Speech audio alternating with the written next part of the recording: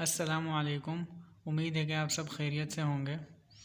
اس video میں منوڑا بیچ جس کا افتتاح پچھلے سال ہی ہوا ہے، اس کا جو ہے بائی روڈ سفر ہے۔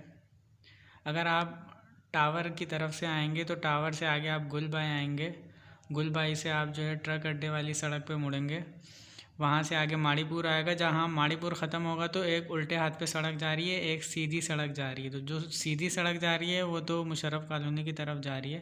آپ کو الٹے ہاتھ پہ جو سڑک ہے وہاں پہ آپ مڑ جائیں گے تو یہ والا جو ہے روڈ آئے گا۔ اس کے بعد جو ہے آگے نیوی کی جو ہے چیک پوسٹ بھی آئے گی، جہاں پہ NIC بھی چیک ہوتا ہے۔ تو جو لوگ بھی بائی روڈ جانا چاہیں وہ اپنا NIC جو ہے لے کر ضرور جائیں۔ باقی آپ ویڈیو کو جو ہے انجوائے کریں۔ انشاءاللہ نیکسٹ ویڈیو میں ملاقات ہوگی۔ السلام علیکم ورحمۃ اللہ وبرکاتہ۔